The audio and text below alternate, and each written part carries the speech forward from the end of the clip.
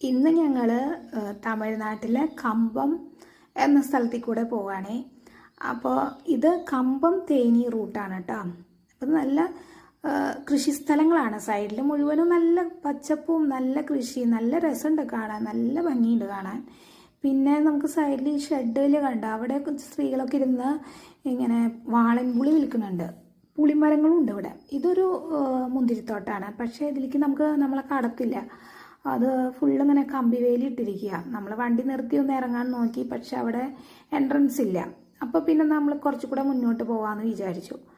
അങ്ങനെ ഇപ്പം ഇവിടെ എഴുതി കാണിക്കുന്നുണ്ട് തേനിയിലേക്ക് 51 കിലോമീറ്റർ എന്ന് എഴുതി കാണിക്കുന്നുണ്ട്. പിന്നെ നമ്മൾ കുറച്ചുകൂടെ മുന്നോട്ട് പോകുമ്പോൾ ഇതുപോലെ അപ്പുറത്തൊക്കെ നല്ല കൃഷികളാണ്. ഇതേ കണ്ടോ, നമ്മുടെ ഓപ്പോസിറ്റ് വരണ കണ്ടോ, കുറേ കാളക്കുട്ടന്മാർ, ഒരുപോലെയുള്ള കാളക്കുട്ടന്മാർ ഒക്കെ നല്ല ഓട്ട. ഏതാണ്ട് എന്തോ കാളയോട്ട മത്സരം തോന്നും, അതുപോലെ ഉണ്ട്. എല്ലാം അങ്ങോട്ട് ഓടി വരുന്നു.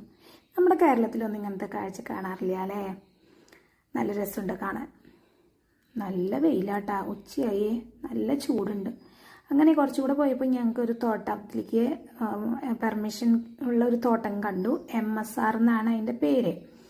അപ്പോൾ ആൾക്കാരൊക്കെ ഉണ്ട് അവിടെ, വണ്ടി നിർത്തിയിട്ട് ആൾക്കാരൊക്കെ അതിലേക്ക് പോകുന്നുണ്ട്. അപ്പോൾ ഇതിൽ തോട്ടത്തിൻ്റെ അവിടെ ഉണ്ട് പണി നടക്കുന്നുണ്ട്. നല്ല ഒച്ചയും ബഹളമൊക്കെ ഉണ്ട്, അവിടെ പണി നടക്കുന്നുണ്ട്. പിന്നെ നമ്മളിപ്പോൾ ആദ്യം നമ്മൾ കടന്നു വരുന്ന സ്ഥലത്തൊക്കെ ഇങ്ങനെ പച്ച മുന്തിരി, ചെറിയ പഴുത്തിട്ടില്ല മുന്തിരിയ. പിന്നത്തെ സെക്ഷൻ വരുന്നപ്പോൾ നല്ല പഴുത്ത മുന്തിരിയാണ്, നല്ല പഴുത്ത് ഇളങ്ങി കിടക്കണ മുന്തിരിയാണ്. പിന്നെ നമുക്ക് ഫോട്ടോസൊക്കെ എടുക്കാം, അതിനൊന്നും കുഴപ്പമില്ല, പെർമിഷൻ ഉണ്ട്. പക്ഷെ ഒന്നും പൊട്ടിക്കാൻ പാടില്ല.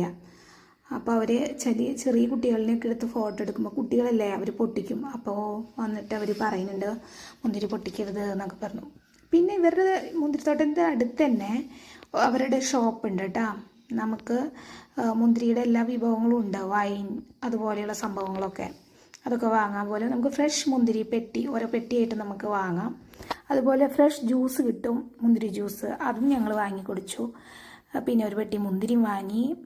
കണ്ടോ, വൈനും അങ്ങനത്തെ കുറേ സംഭവങ്ങളുണ്ട് ഇവിടെ വിൽക്കാൻ വെച്ചിട്ടുണ്ട്.